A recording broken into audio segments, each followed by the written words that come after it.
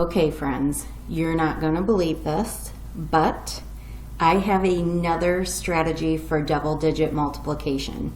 So if you're not quite there yet, or you're kind of torn between the standard algorithm and using the tic-tac-toe, here's a strategy that kind of ties it all together.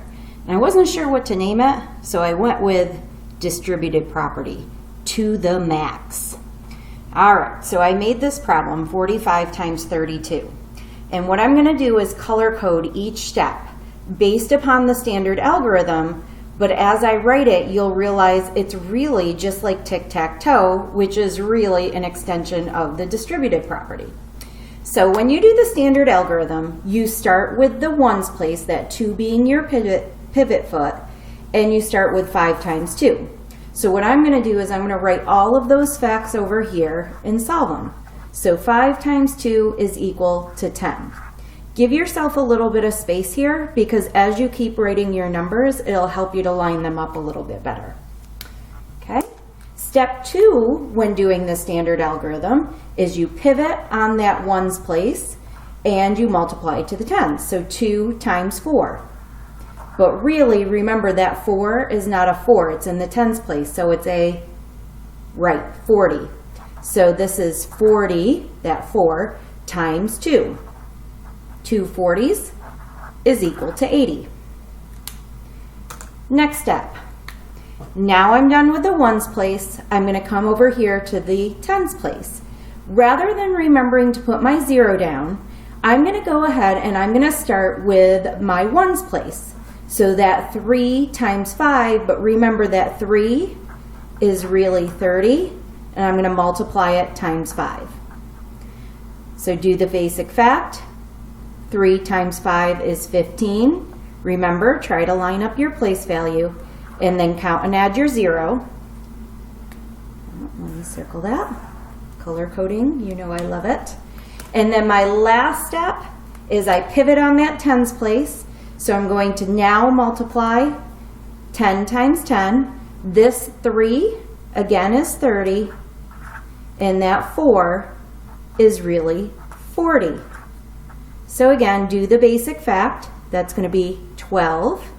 And then count and add your zeros to give me 1,200.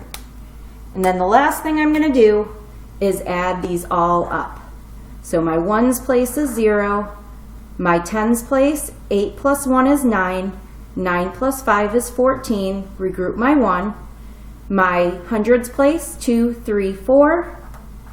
Drop my comma and drop the 1 to give me 1,440.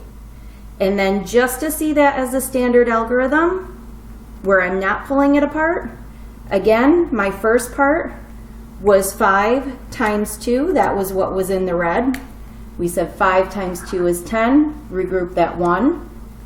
And then in the green, we did 2 times 4, which is 8, plus 1 more is 9.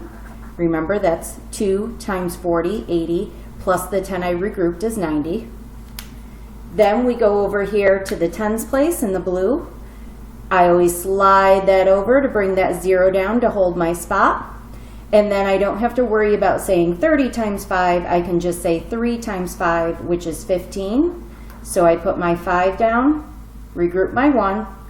And then last was my purple, which I see I forgot to circle.